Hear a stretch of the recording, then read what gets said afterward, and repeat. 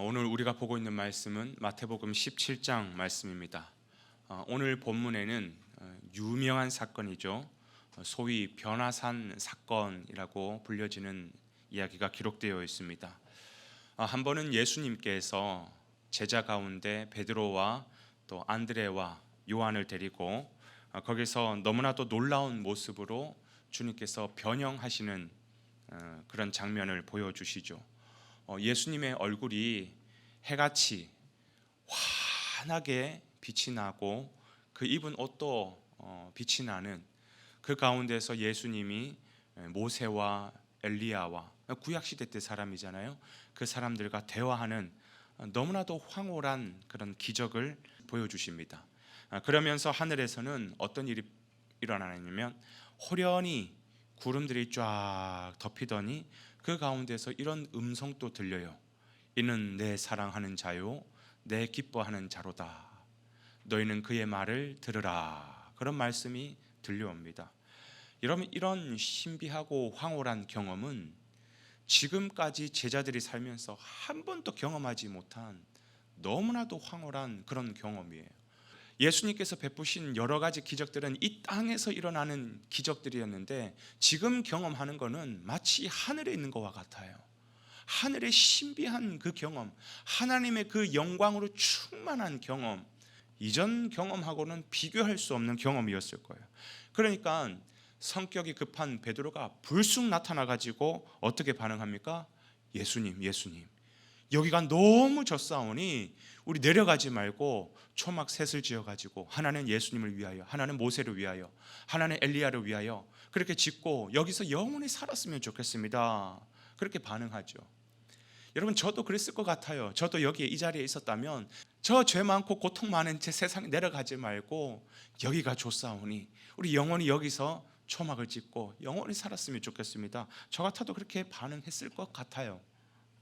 그런데 무엇보다 우리가 중요하게 알아야 될 것이 뭐냐 하면 지금 예수님께서 이러한 신비한 은혜, 황홀한 기적을 왜 보여주고 계시냐라는 거예요. 왜 보여주고 계시냐.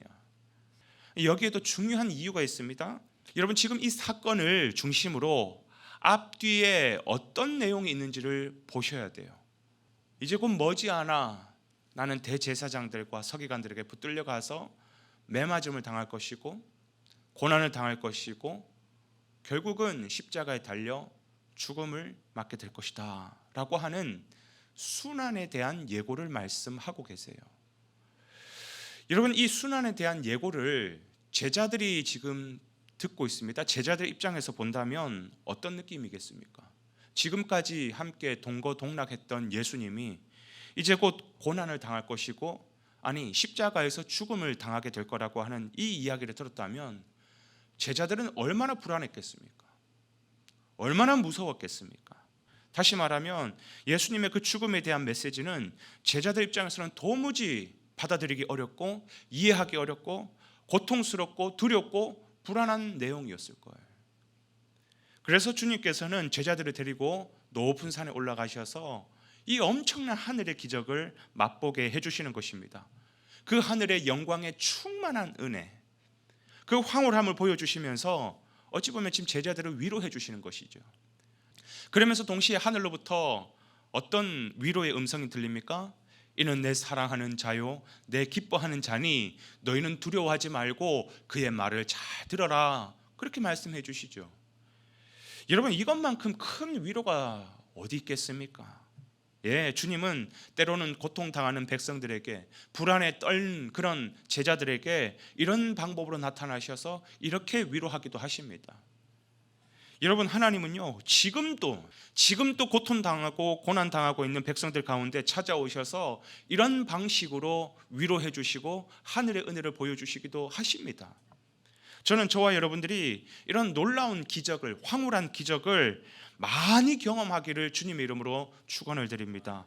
그러면 우리가 정말 하나님 앞에 기도를 많이 나아가셔야 돼요. 오늘날에는 이런 기도를 통하여서 하나님께서 환상으로 보여주시기도 하시고 하늘의 음성을 들려주시기도 하시고 이런 기도 가운데서 때로는 나만 경험할 수 있는 아주 황홀한 은혜로 우리에게 말씀하시고 위로해 주시고 찾아오시기도 하십니다. 그러면 우리가 어떤 어려움과 어떤 환난 가운데 있더라도 이런 하나님의 음성을 듣고 하나님의 놀라운 기적을 체험한다면 그 자리에서 우뚝 솟아오를 수 있는 힘이 나지 않겠습니까? 우리도 이런 것들을 신앙생활하면서 많이 경험하는 게 좋은 거예요. 너무나도 중요한 것입니다. 그러나 또 하나, 오늘 본문은 이게 다가 아니에요. 또 하나 중요한 의미를 담고 있습니다. 여러분 기억하고 계십니까? 아까 전에 베드로가 예수님에게 요청했던 내용, 예수님 여기가 너무나도 좋으니까 우리 내려가지 말고 초막 셋을 지어가지고 여기서 영원히 살았으면 좋겠습니다 라고 했던 그 베드로의 요청, 예수님께서 그 요청을 들어주셨습니까? 아니면 안 들어주셨습니까? 안 들어주셨어요. 안 들어주시고 다시 제자들과 함께 그 산에서 내려오시는 모습을 보여주십니다. 왜 그러셨을까? 그 이유가 바로 이어서 나오는 본문에 기록되어 있습니다. 14절 15절 제가 한번 읽어볼게요. 그들이 무리에게 이르매 한 사람이 예수께 와서 꿇어 엎드려 이르되 주여 내 아들을 불쌍히 여기소서. 그가 간질로 심히 고생하여 자주 불에도 넘어지며 물에도 넘어지는지라. 지금 이 무슨 사건을 기록하고 있는 거예요?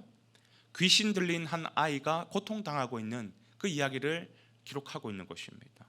무슨 말이냐? 주님이 바라보고 계시는 것은, 그리고 제자들이 바라봐야 할 것은 그 황홀경만이 아니라는 것이, 그 은혜만이 아니라는 것입니다. 그 은혜를 경험한 사람들은 이제 가야 할 곳이 있어요. 바라봐야 할 곳이 있다라는 것입니다. 그게 어디냐? 바로 이 세상이에요.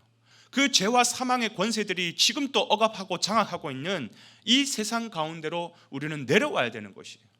하나님의 은혜를 체험한 사람들은 세상을 등지고 사는 것이 아니라 이 세상 한 복판에 한가운데 와서 이 고통당하고 사단과 귀신으로부터 묶임을 당하고 있는 이곳을 풀어줄 수 있고 하나님의 복을 선포할 수 있고 그 복음을 전할 수 있는, 우리가 바라봐야 할 것은 이 세상이라는 것입니다. 다시 말하면 우리는 은혜를 받았다면 이제는 세상 한복판에서 사명 감당하는 인생이 되어야 된다라는 것이에요. 여러분 오늘 이 말씀 속에서 그 베드로의 요청에도 불구하고 주님은 제자들과 함께 산 아래로 내려오셨습니다. 왜요? 내려오셔서 십자가를 지시고 십자가를 지심으로 말미암아 모든 사단의 권세를 깨트리셔야 되기 때문에. 그러면 예수님 혼자 내려가시면 되지? 아니요, 예수님은 제자들과 함께 내려가셨습니다. 왜요? 그 제자들도 이 세상에서 감당해야 될 복음 전파의 사명이 있기 때문에. 사랑하는 여러분, 오늘 이 말씀과 함께 우리도 은혜 받은 자로서 세상으로 나아가시기를 주님의 이름으로 축원드립니다.